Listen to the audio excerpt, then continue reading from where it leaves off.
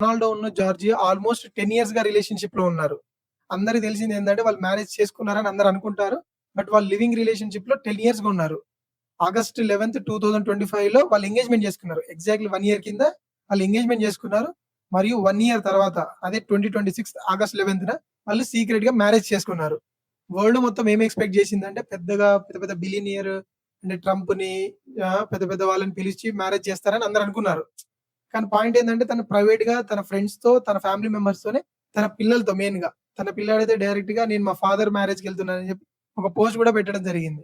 Only ప్రైవేట్‌గా తన friends and family members ద్వారా 10 ఇయర్స్ తర్వాత రొనాల్డో మరియు జార్జియా ఇద్దరు మ్యారేజ్ చేసుకోవడం జరిగింది. రొనాల్డో వరల్డ్‌లో top football player, top influencer గూడా. అతను ఏం చేసినా సోషల్ మీడియాలో గాని, ఇంటర్నెట్‌లో గాని వైరల్ అయిపోతుంది. అలాంటి రొనాల్డో తన మ్యారేజ్‌ని మాత్రం అంత సీక్రెట్‌గా ఉంచాల్సిన అవసరం ఏంది? గెస్ట్ గాని, సెరమనీ గాని, లొకేషన్ గాని అన్ని సీక్రెట్‌గా ఉంచి పెళ్లి చేసుకున్నాడు. ఇక్కడ మీకో డౌట్ రావచ్చు. ఎందుకు ఆగస్ట్ 11, 2025 ఎంగేజ్‌మెంట్ చేసుకున్నారు. దాని తర్వాత 1 ఇయర్‌లోనే పెళ్లి చేసుకున్నారంటే, జార్జియా చెప్పిన ప్రకారం 2016 ఆగస్ట్ 11లో వాళ్ళిద్దరు ఫస్ట్ మీట్ అయ్యారంట. ఇప్పుడు సోషల్ మీడియాలో సర్క్యులేట్ అవుతుంది ఏందంటే, పెళ్లి చేసుకున్నాడు. అంటే రిటైర్మెంట్ ఫుట్‌బాల్‌కి ఇవ్వబోతున్నాడా?